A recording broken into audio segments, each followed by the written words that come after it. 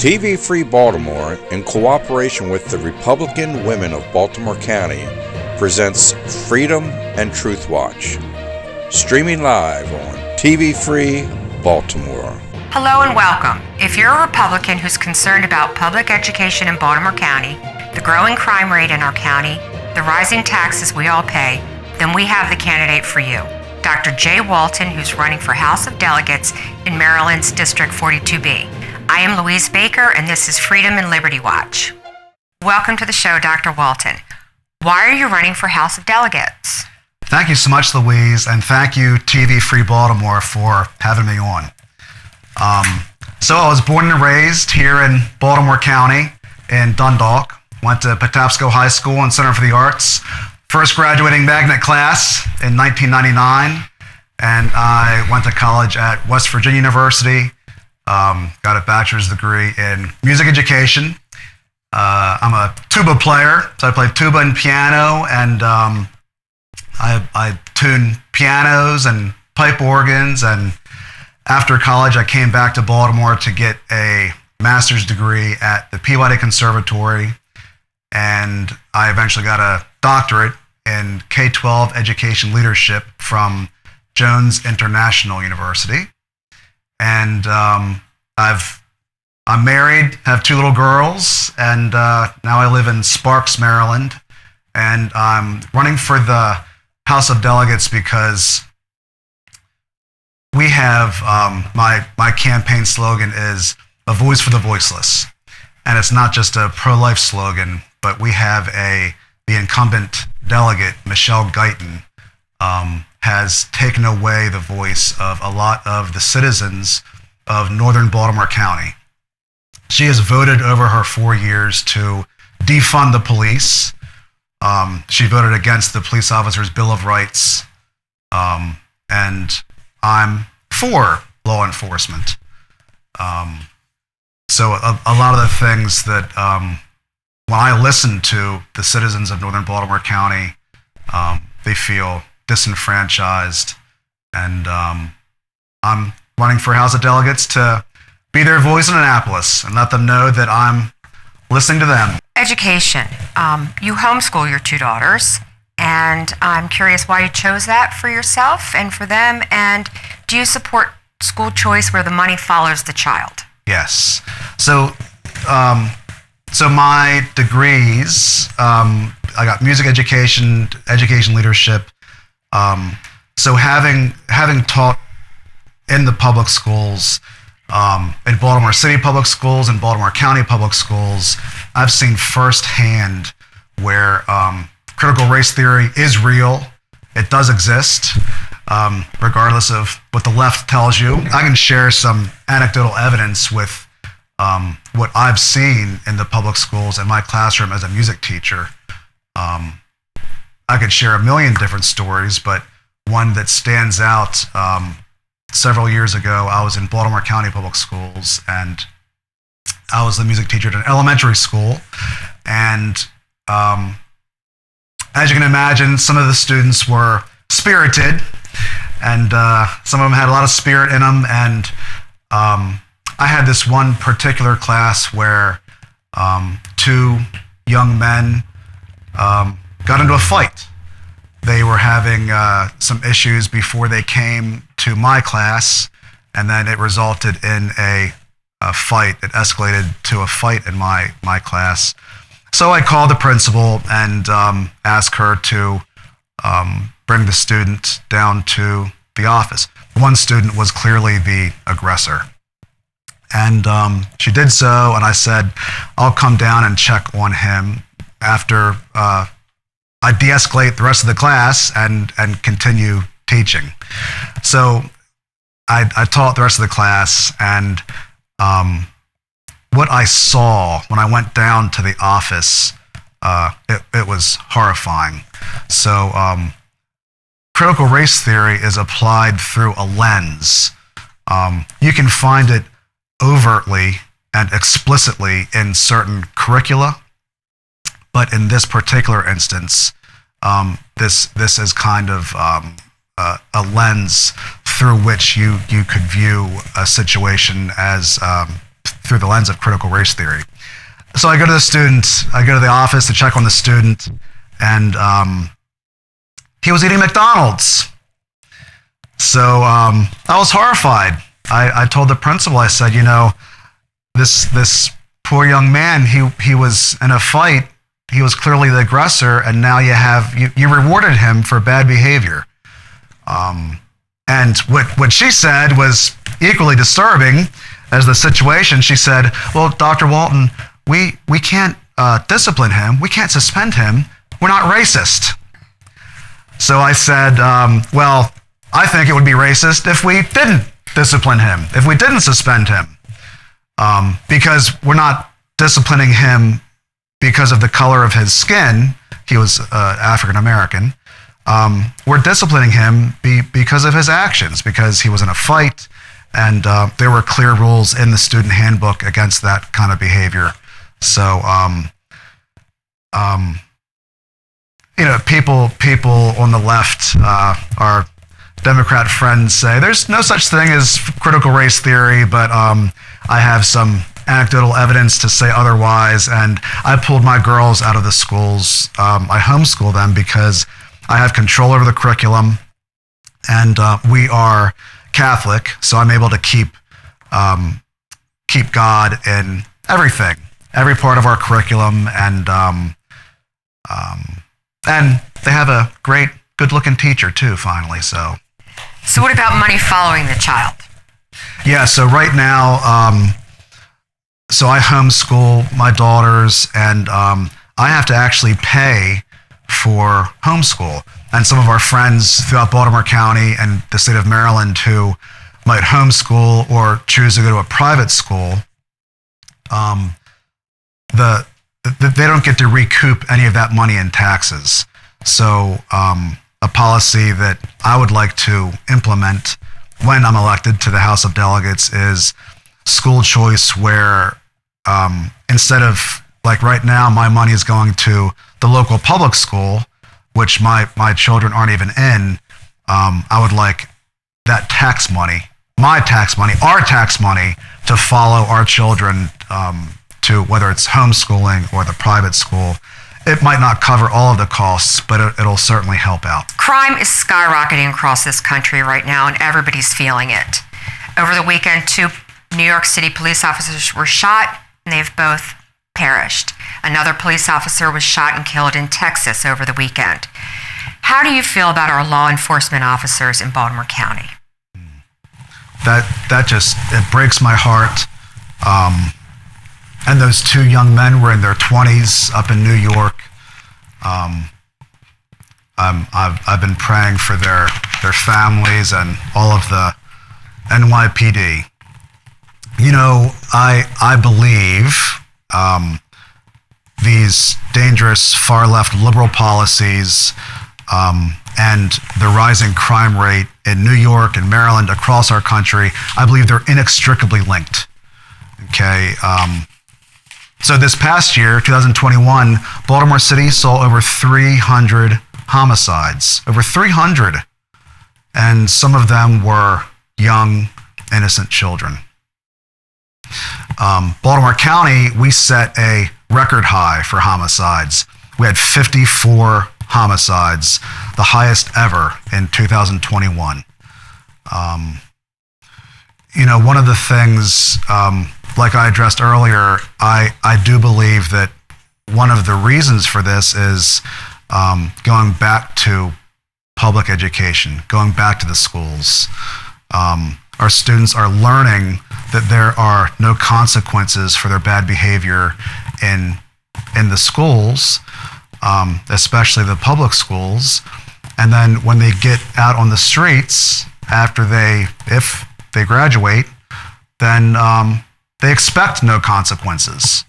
So, and this coupled with the fact that in places like New York and Baltimore City, we have very liberal state's attorneys. Marilyn Mosby, who's been indicted recently, her liberal policies, I believe, have caused this.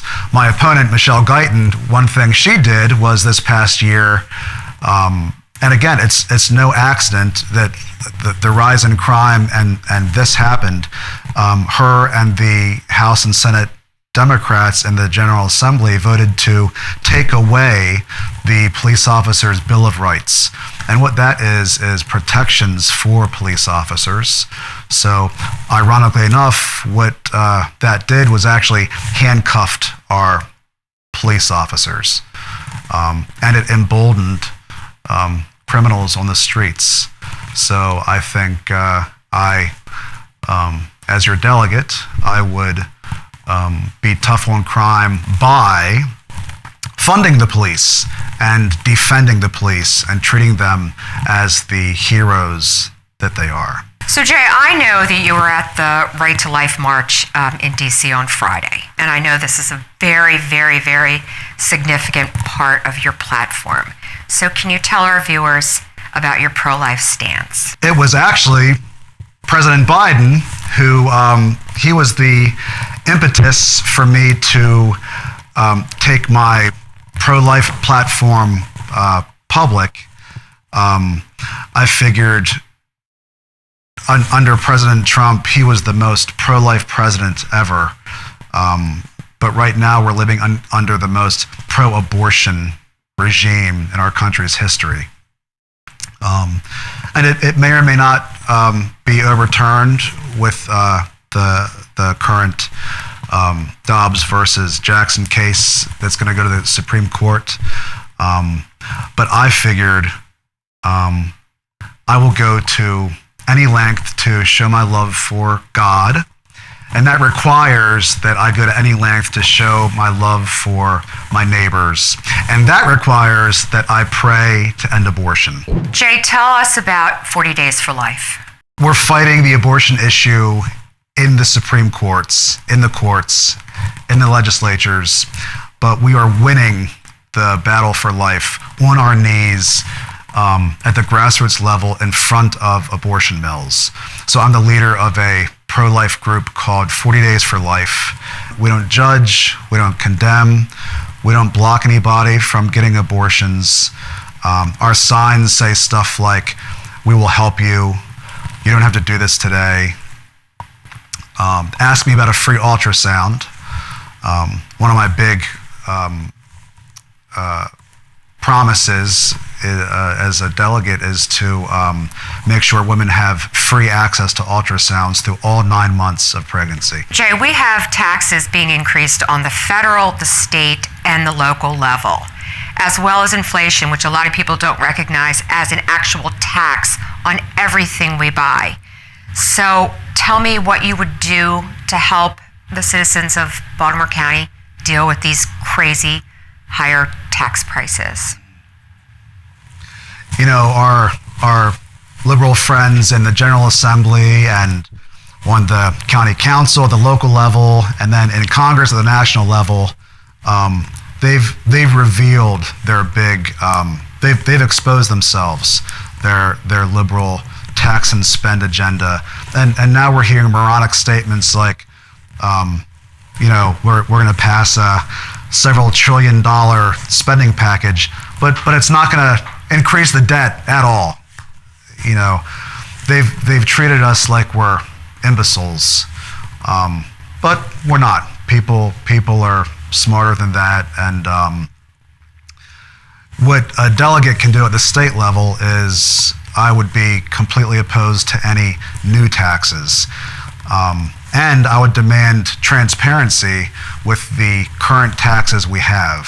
For example, we have this huge infrastructure bill, but the streets, the roads in Baltimore City on I-83 are abysmal. I call it the car eater whenever I get down Interstate 83. So I think what I would say is no to new taxes and demand transparency and accountability on any existing taxes. I want to know where our money's going. So Jay, my final question is, very briefly, I would like you to tell me what brave thing you've done in your life. I think it would have to be on the sidewalk. You know, this may come to a surprise, but not everybody wants us out there when we're praying to end abortion. I think the bravest thing I've done was the abortion mill that was in Owings Mills. I would call once a week, and I would speak to the receptionist, and I would tell her, "Hi, this is Dr. Jay Walton. I'm the leader of this pro-life campaign, and I just want you to have my phone number, and I just want you to know that we're praying for you. I know when you're a child, you don't grow up and say, I really want to work at an abortion mill when I get older." And something a lot of people don't know is a lot of these abortion workers, it's very hard for them to leave an abortion mill because it's not really something that their future employers want to see on a resume, that they worked at an abortion mill.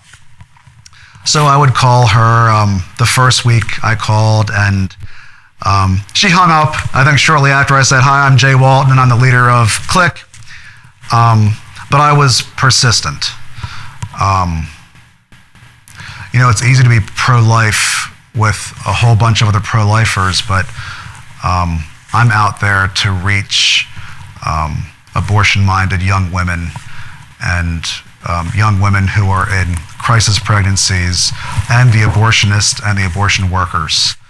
And so I called the next week. I said, "Hi, this is Jay Walton. I just want to let you know I'm here for you. I'm praying for you." Well, I was persistent, and on the third time I called, the third week of this campaign, she whispered to me. She said, "What was your phone number again?" And I gave her my phone number, and I told her, I said, "Look, just maybe when you drive by, just wave to me," because I've probably seen her go in and out. They know my face because I'm out there praying, but I didn't know her face. So we hung up. I gave her my number again, and later that day around lunchtime, she pulled up, and I got to see her beautiful face, and she said, "Dr. Walton," and she had tears in her eyes, and I knew immediately who she was by her voice, and she quit that day. And I found out because when I called the next week, she wasn't there. She had quit, and then I later found out that it was because of those phone calls and letting her know that maybe sometimes we can't love ourselves. So I think 40 Days for Life is an organization that lets other people know we can love you until you're able to love yourself. And of course, God always loves you. So when I go to the House of Delegates, I will always bring God with me and use that in use Him in all my decision making. Jay, can you give us a closing statement, tell our viewers why they should vote for you, and offer your contact information? Sure. So my candidate slogan is "A Voice for the Voiceless."